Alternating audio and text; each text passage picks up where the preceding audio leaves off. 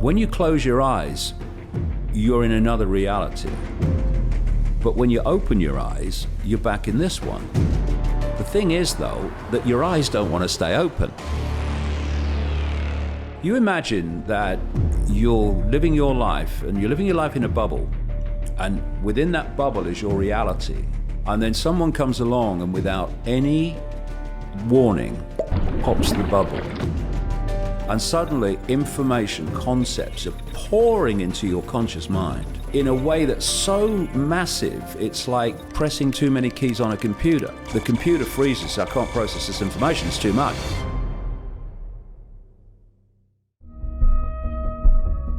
Most people live in a prison called fearing what other people think. And when you fear or you're concerned about what other people think, you're not you anymore. You are what you are expected to be by those you don't want abuse or criticism or ridicule from. So you conform to the norm so that you're not called crazy. You're not laughed at in the street or laughed at on social media and all that stuff. And you have gone. You're now a construct of someone else's version of what you should be. And most people are not saying what they really believe. They're not living their life as they really want to live it because they fear what will other people think? What will the people at work think? The people down the bar? What will my mother say? And all this stuff.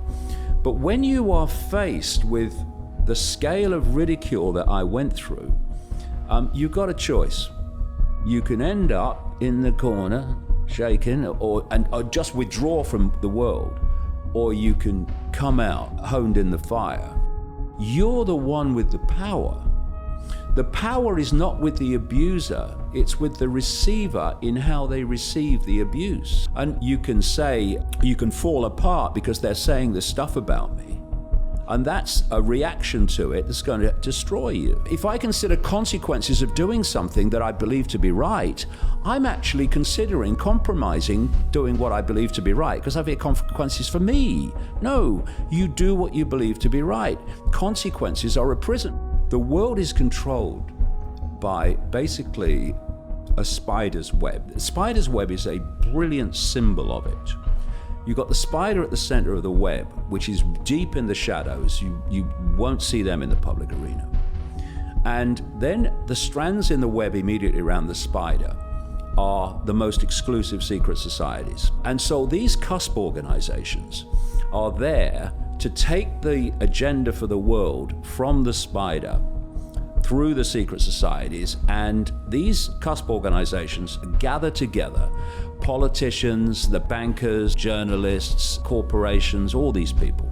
And they basically are the conduit to take the spider agenda and to play it out into the public arena. So then you come through the Cusp organizations and you hit the mainstream arena. You have governments, you have government agencies, you have banking system. And in the arena of the scene, everything seems to be happening randomly. People are making decisions, and this is where you see the pixels. And then you see the patterns and you see the picture. So basically, in the world of the scene, everything seems random and unconnected. But if you go to the spider level, they're all controlled by the same force and they're all working to the same end. From cradle to grave, a human life is a download of perceptual programming. That's what it is. The education system is simply downloading to the young population a perception of reality. And they test you, if you've accepted that level of reality, nature of reality, by exams. And then the media is pounding out the same version of reality. It's based on what I call the postage stamp consensus. This is a narrow band of information, sense of the possible, what is known as the normal. And if you stay on the normal, then you're normal. You're credible, you are. Anyone that steps off the postage stamp wanting to explore other areas, and you start to realize that what the system does, it doesn't want us to understand the true nature of the I. Doesn't. Because once you know the true nature of the I, what I am is consciousness. What I am is awareness. Forget the body, forget form. I am a state of being aware.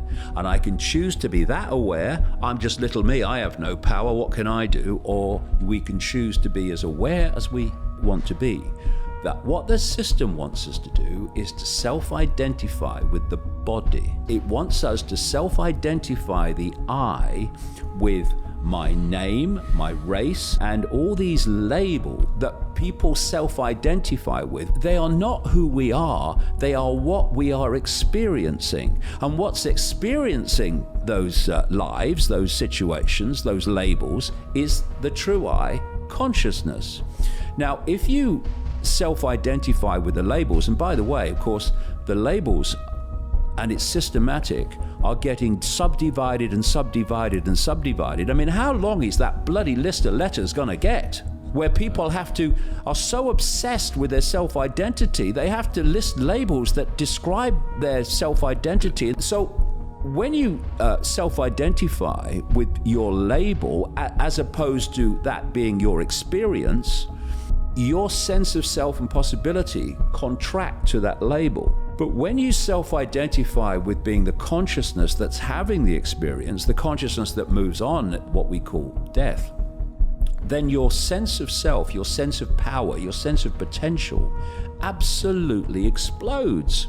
And life becomes much more of an adventure. You chill more because you know it's just a temporary experience on the road of forever. Everything that we think, every thought, every emotional state is broadcast as a frequency. Everything's a frequency. Hate is a certain frequency. Love is a very different frequency. So if you're in a perception of I'm little me, I have no power, then you are broadcasting, operating on a very narrow band and low frequency band of perception. And that is interacting with the cosmic Wi-Fi, the quantum field of possibility and probability within that band. And you will create a feedback loop in which you will experience your own perceptions. Little me perception becomes little me life. When you see yourself in very limited label terms, you are creating a self-fulfilling prophecy through this feedback loop where your perceptions are interacting with possibility and creating an experience of your perceptions. When you break out of that, you self-identify the I to be the consciousness that's having the experience. The very fact that you have expanded your self-identity to infinite consciousness having an experience, that very expansion of self-identity creates an expansion of consciousness.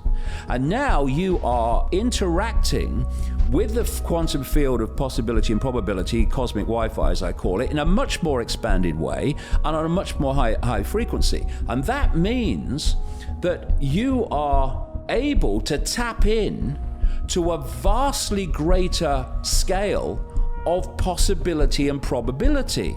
And your life starts to change.